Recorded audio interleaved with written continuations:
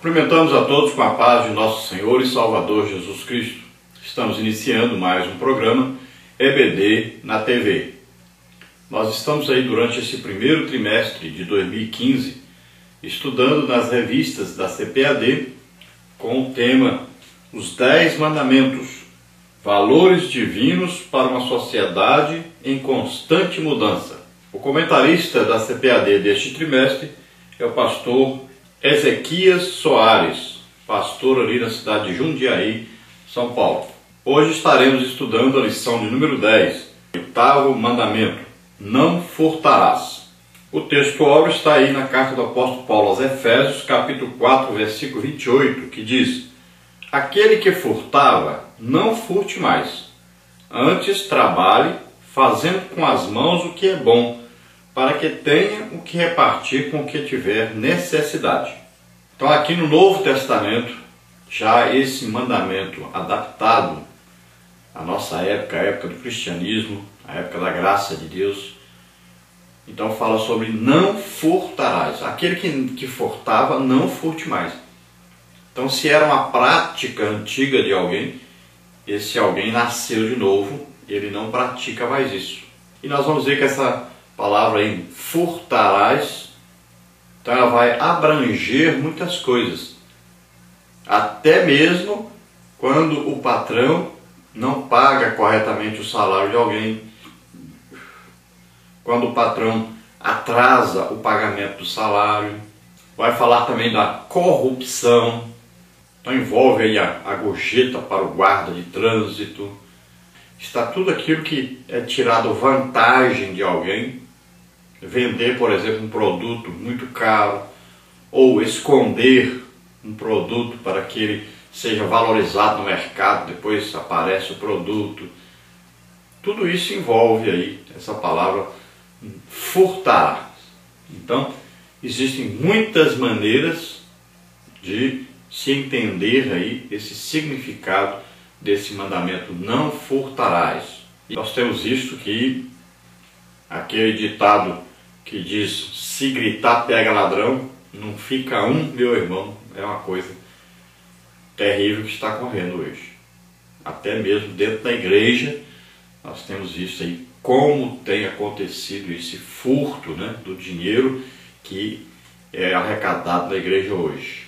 A igreja pode passar a fiscalizar melhor essa entrada de dinheiro e a saída desse dinheiro, para onde está indo, para evitar esse furto que está existindo, é uma realidade dentro da igreja hoje. Então nós vamos ver aí também vários tipos de situações. Por exemplo, aí, se um ladrão entrar na casa à noite e se o dono da casa matar esse ladrão, o que ocorre? E se ele entrar de dia, o que ocorre se ele matar esse ladrão? Então nós vamos ver aí diferentes situações, falando então não só furtar, como roubar, como o latrocínio. A verdade prática diz assim: o oitavo mandamento diz respeito à proteção da propriedade e abrange grande número de modalidades de furto sobre os quais o cristão precisa vigiar para não cair nas ciladas do diabo. Então veja bem que são várias modalidades, inclusive aí, né, invadir terra dos outros, e acontece muito. Nós temos visto aí crentes, né, evangélicos, que estão aí participando desses grupos que invadem terras, né, estão aí praticando furto realmente. E vamos ver aí outras modalidades que estão ocorrendo na sociedade atual e que envolve a participação de crentes no meio.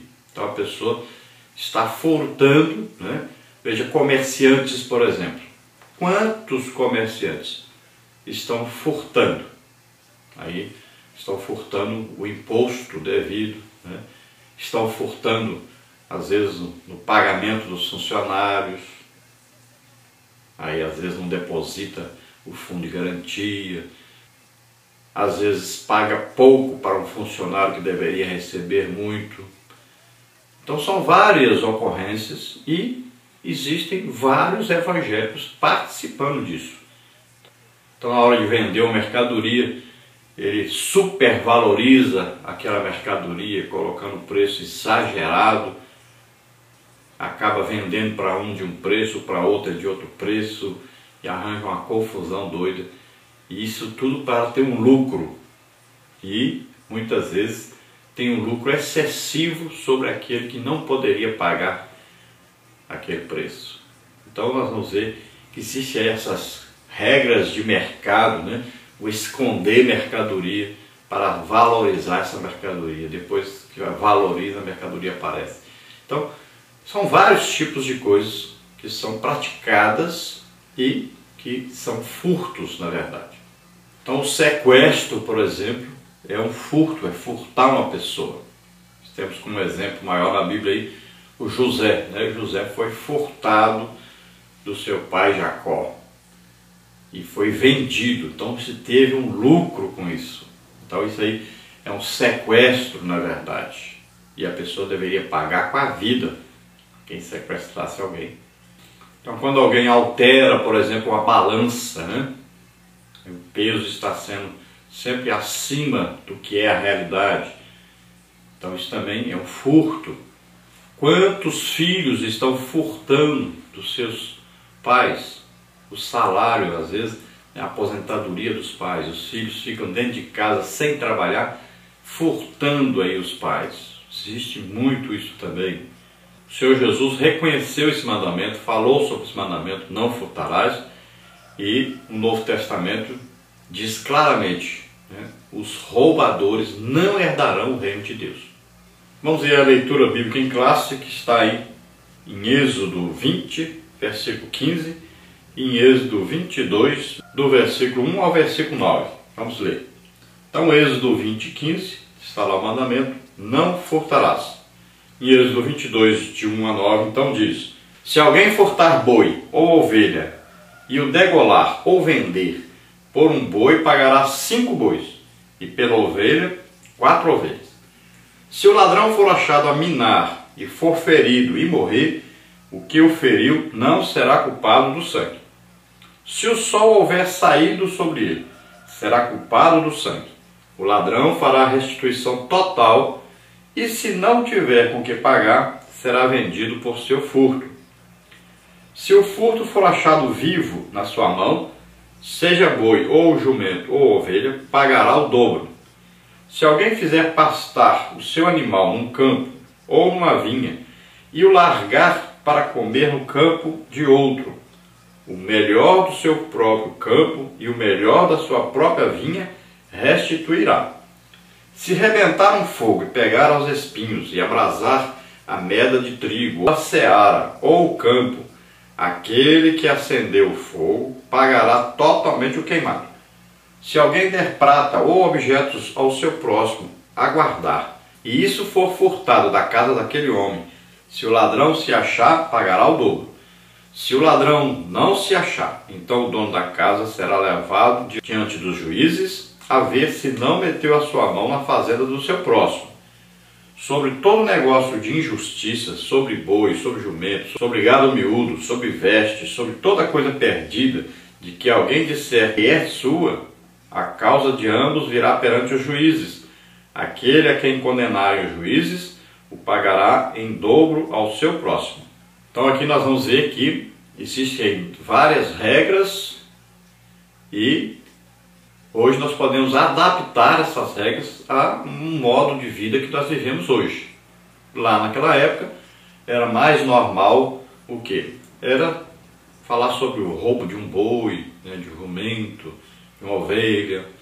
Então se o ladrão aí fosse roubar, fosse fazer um buraco na parede de uma casa à noite, e o dono da casa pegasse esse ladrão e matasse esse ladrão, então ele era considerado aí inocente dessa morte, porque à noite ele não viu quem era e também ele pode ter achado que o ladrão estava armado e para se defender, então ele matou o ladrão. Se o ladrão estivesse fazendo esse roubo aí de dia, então o dono da casa não poderia matá-lo. Por quê? Porque o dono da casa reconheceria o ladrão e também ele estava vendo que o ladrão estava roubando e não estava armado. Então Se o matou, então ele era culpado dessa morte. Não quer dizer que o dono da casa ia morrer por causa disso, porque o ladrão teria que restituir o dono, não era outra pessoa, o dono ia receber. Então, aí o dono da casa responderia por esse assassinato e poderia ir diante dos juízes provar que teve uma luta com esse ladrão e no meio da luta matou o ladrão. Poderia ter dito que estava com muito medo e acabou ferindo esse ladrão e o ladrão morreu. Então, existe aí várias possibilidades, mas não era como a morte à noite. Então, a morte à noite estava resolvida e acabou. Mas quando o ladrão entrava de dia, então ia ter que os juízes julgar por que esse dono da casa matou esse ladrão. Então, fala também sobre se alguém roubou um boi, por exemplo, ele tinha que restituir 5 bois no lugar daquele boi que foi roubado. Se fosse ovelha, teria que dar 4 ovelhas no lugar dessa ovelha que foi roubada. Então existe aí toda uma regra, existem várias normas, né? Se o ladrão, por exemplo, confessasse que roubou, já mudava, né? São várias situações aí que são julgadas e os juízes que ficavam à porta das cidades deveriam pegar e julgar cada uma dessas causas. Fala até aí do fogo, né? Colocar fogo na roça, por exemplo, e esse fogo então acabasse atingindo a roça vizinha, a fazenda do vizinho, então tinha que pagar o prejuízo. Fala também se alguém pedir para guardar um prata, um ouro, alguma coisa de valor, e de repente viesse pegar isso e tivesse sumido. Então, se fosse provado que houve um roubo, então o dono da casa onde tinha sido depositado isso não tem culpa. Mas se não fosse provado que realmente foi roubado, então o dono dessa casa onde foi depositado esse valor, onde foi colocado ali aquele valor, o dono viajou, deixou ali, então era julgado pelos juízes da cidade para ver se descobria se é o próprio dono da casa que roubou ou não. Vamos ver então que na lição temos aí 4 partes. A primeira parte, o 8º mandamento. Tópico 1, abrangência. Tópico 2, objetivo. Tópico 3, contexto. Depois na parte 2, legislação mosaica sobre o furto. Tópico 1, a pena por furto de bois e ovelhas. Tópico 2, furto à noite com o arrombamento da casa. Tópico 3, o ladrão do dia. Na parte número 3, sobre os danos materiais. Tópico 1, animal solto. Tópico 2, a queimada involuntária. Tópico 3, o furto e o ladrão. Na parte 4, nós temos aí o trabalho. Tópico 1, uma bênção. Tópico 2, os bens. E tópico 3, o Novo Testamento. Vamos então à introdução que diz o seguinte: o 8º mandamento é o terceiro da série de proibição absoluta, expresso com 2 palavras, e fala basicamente sobre dinheiro e bens, trabalho e negócios. Não pode haver paz numa sociedade se não houver respeito mútuo pela propriedade. Todo ser humano tem o direito de possuir bens e propriedades, e tendo conseguido as coisas de maneira lícita, ninguém tem o direito de privá-lo de suas conquistas. Então, o 8º mandamento fala aí basicamente sobre esse assunto de dinheiro e bens, né? E também fala sobre o trabalho e os negócios. Então, envolve aí a parte financeira, né, da pessoa, da família, da sociedade como um todo. Então as pessoas trabalham honestamente e adquirem bens, então adquirem dinheiro, propriedades, fazem negócios. Então todos podem fazer isso. Qualquer pessoa pode e tem direito a trabalhar, a ganhar o seu dinheiro, a progredir, a prosperar financeiramente. E existem os mais inteligentes para esse tipo de coisa, que tem mais facilidade de trabalhar com o dinheiro,